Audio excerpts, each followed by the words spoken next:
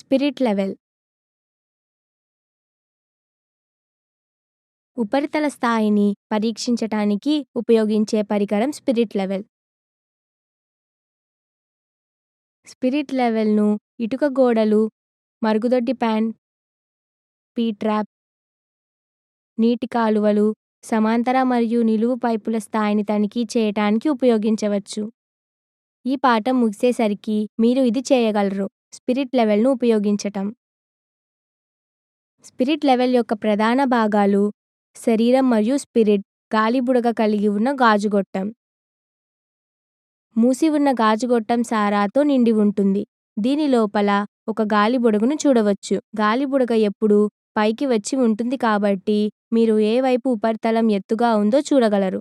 రెండు గుర్తుల మధ్య బుడగ ఉన్నదంటే మీరు తనిఖీ చేస్తున్న ఉపరితలం సంపూర్ణంగా సమాంతరంగా ఉన్నదని అర్థం. ఈ స్పిరిట్ లెవెల్‌కి 3 స్థాయి వైపులు ఉన్నాయి. సమాంతరం వైపు సమాంతరం ఉపరితలాలను తనిఖీ చేయటానికి ఉపయోగిస్తారు.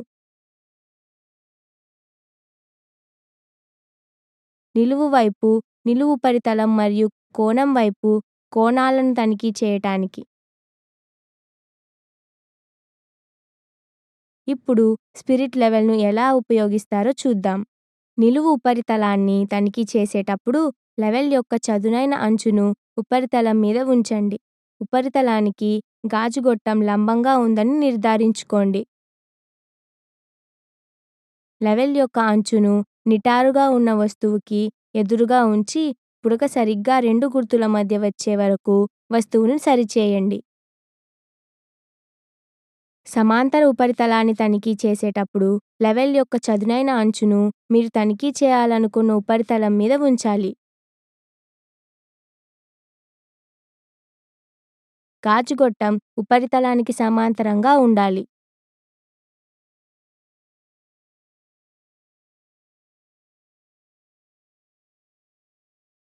ఇప్పుడు లెవెల్ మీద నుంచి మీ చేయిని తీయండి. గొట్టంలో గాలి బుడగ ఎక్కడుందో చూడండి. బుడగ స్థానం ఉపరితలం సమంగా లేక వాలుగా ఉందో మరియు వాలు దిశను సూచిస్తుంది. బుడగ రెండు గీతల పైన ఆగి ఉంటే అప్పుడు ఉపరితలం ఆ వైపుకు వాలుగా ఉంటుంది. దానిని వేరే వైపుకు లేవనెత్తాలి. బుడగ రెండు గీతల మధ్యకు సరిగ్గా వచ్చి ఆగి ఉపరితలం సంపూర్ణ స్థాయిలో ఉండే వరకు ఉపరితలాన్ని రెండు దిశలలో వంచి సరిచేయాలి. దీనితో మనం ఈ పాఠం ముగింపుకు వచ్చాం. ఈ పాఠంలో మనం ఇది నేర్చుకున్నాం: స్పిరిట్ లెవెల్‌ను ఉపయోగించటం.